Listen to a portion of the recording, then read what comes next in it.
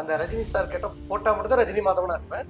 Normal time நான் என்னோட பாடி லாங்குவேஜ்ல தான் இருப்பேன். அதனால நான் ஃபீல் பண்ண மாட்டேன். இருந்தாலும் கெட்டப் நார்மலா இருக்கிறத விட கெட்டப் போடுறத பெருமையா நினைக்கிறேன். எனக்கு இந்த வாழ்க்கை, இந்த அங்கீகாரம், இந்த இந்த இந்த இந்த ஜென்மத்துல பிறந்ததுக்கு இதுதான் எனக்கு மிகப்பெரிய பிளஸ். நான் தேச தலைவர்கள் மாதிரி கஷ்டப்படுறேன் சார். அதாவது வ.உ.சி. சிதம்பரம் ஐயா, அம்பேத்கர், அதுக்கப்புறம் பார்த்தீங்கன்னா நேதாஜி சுபாஷ் சந்திர போஸ், அந்த மாதிரி தேச தலைவர்கள் கஷ்டமும் போடுறேன், அரசியல் தலைவர்கள் கஷ்டமும் போடுறேன். அந்த சோசியல் மீடியாவை நம்ம வளர்ச்சிக்கு அதிகமாக யூஸ் பண்ணி வாய்ப்பு தன்னா நான் நாலா பக்கம் நமக்கு வாய்ப்பு கிடைக்கும். முக்கால்வாசி வந்து தொலைக்காட்சியில் வர பிரபலங்களை அதிகமாக காமிக்க ஆரம்பிச்சிட்டாங்க. நாங்கள் கொஞ்சம் டவுன் ஆக ஆரம்பிச்சிட்டோம். அதாவது கலைஞர்னால அவன் கஷ்டத்துல தான் இருப்பான்.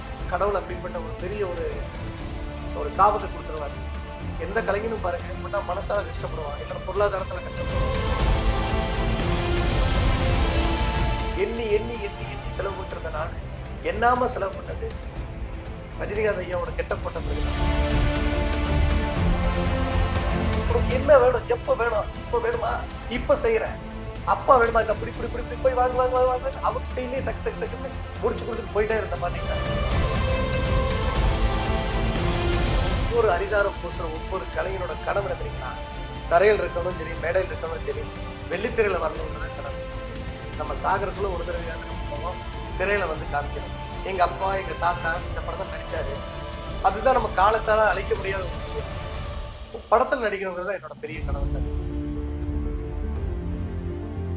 எவ்வளவு திறமை இருந்தாலும் இவரை போடியா கரெக்டா நடக்கும், இவர் நம்மாலியா, இவர் நமக்கு தெரிஞ்சவர், இவருக்கு எல்லாம் தெரியும் அப்படின்னு அவர் சொன்னா நம்ம டக்குன்னு அந்த ரூட் கிளியர் ஆகி அப்படியே நேரம் போயிடலாம்.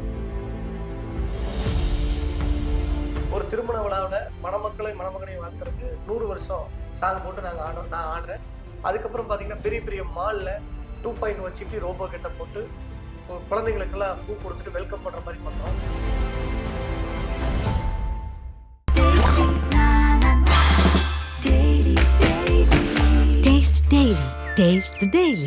இந்த கெட்டப்னால என்னோட ஐடென்டிட்டி வந்து மிஸ் ஆகுது அப்படின்னு என்னைக்காவது நீங்க ஃபீல் பண்ணிருக்கீங்களா?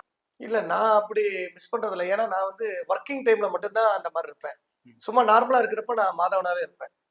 அந்த ரஜினி சார் கெட்ட போட்டா மட்டும் தான் ரஜினி மாதவனா இருப்பேன்.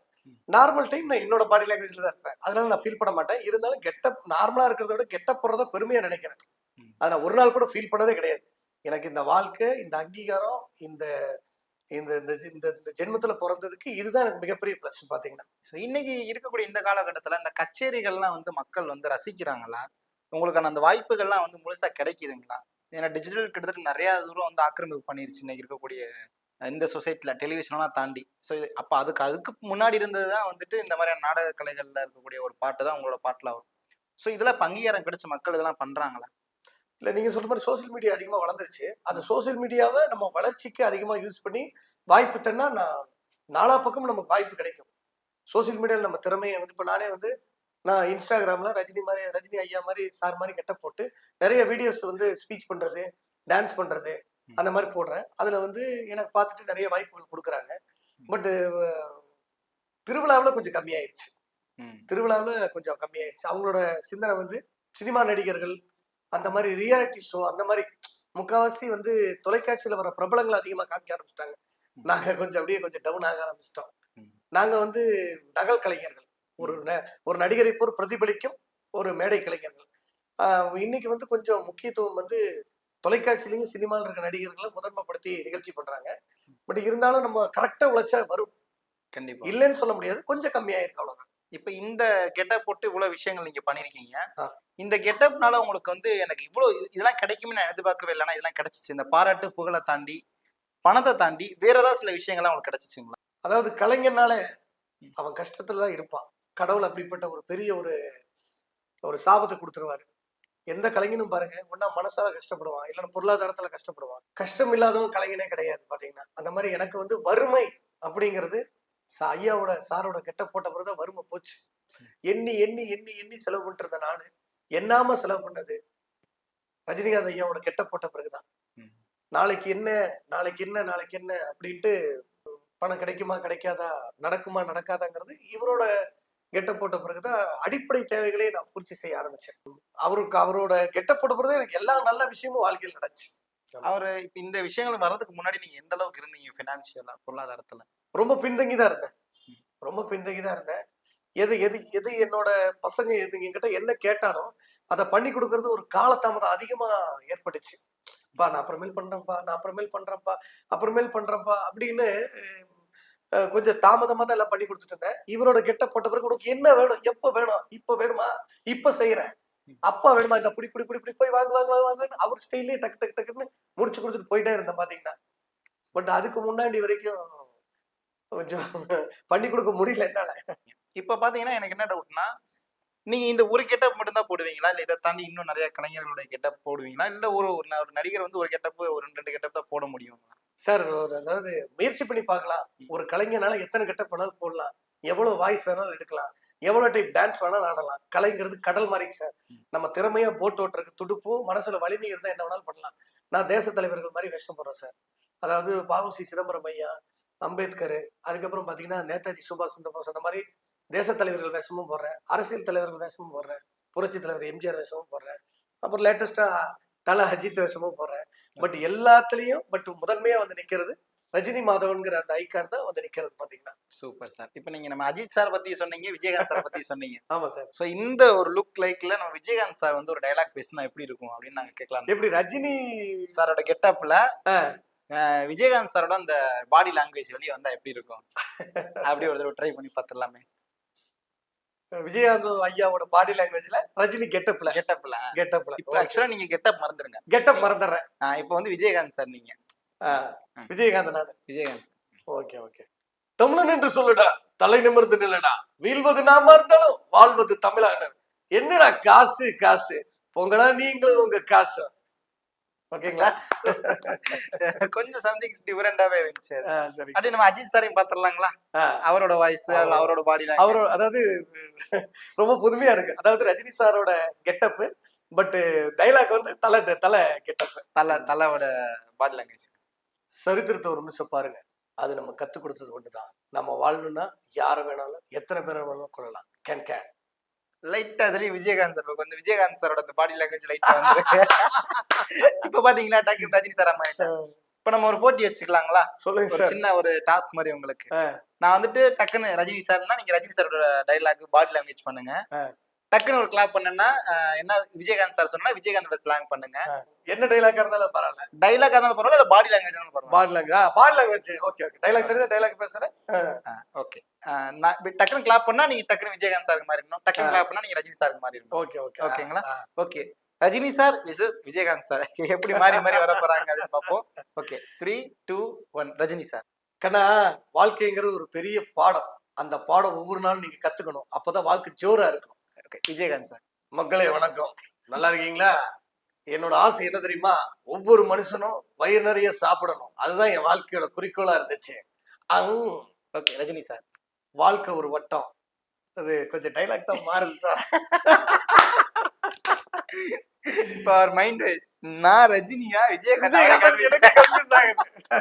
ஆனா செம்ம அந்த ரியாக்ஷன் கூட அந்த கை அப்படிதான் போகுது பாத்தீங்களா? அது மாறாது சார். அது தலைவர் உள்ள வந்துரு பாத்தீங்களா? Okay okay sir. Okay sir. இவ்வளவு விஷயங்கள் நீங்க பண்ணிருக்கீங்க. உங்களுடைய எக்ஸ்ட்ரீம் அந்த கோல் இருக்கும்ல, இது எல்லாமே பண்றதுக்கு ஒரு பணம் பொருளாதாரம்ன்றதை தாண்டி ஒரு ஃபியூச்சரான ஒரு விஷயம் இருக்கும்ல, அது எதை நோக்கி பயணம் போயிட்டு இருக்கு சார்? நான் மட்டும் இல்ல சார், ஈச் அண்ட் எவ்ரி கலைஞன். அதாவது நம்ம கொஞ்சம் படிச்சனால அந்த இங்கிலீஷ் வார்த்தை கொஞ்சம் அதிகமா கலந்து வருது. தூய தமிழ்ல சொல்லப்போனா ஒவ்வொரு அரிதாரம் பூசுற ஒவ்வொரு கலைஞனோட கனவு என்ன தெரியுங்களா?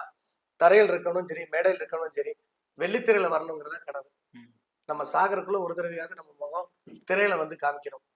அதாவது என்னன்னா, நம்ம தலைமுறைக்கு எங்க அப்பா எங்க தாத்தா இந்த படத்தில் நடிச்சாரு, அதுதான் நம்ம காலத்தால அழிக்க முடியாத ஒரு விஷயம். படத்தில் நடிக்கணுங்கிறது என்னோட பெரிய கனவு சார். என்னோட மட்டும் நிறைய பேர்த்தோட கனவு தான், கலைஞர்களோட கனவு. இந்த மாதிரியான ஒரு பேட்டர்னை எடுத்து இதுல ட்ரை பண்ணி சினிமாக்கு வந்தவங்க யாராவது இருக்காங்களா?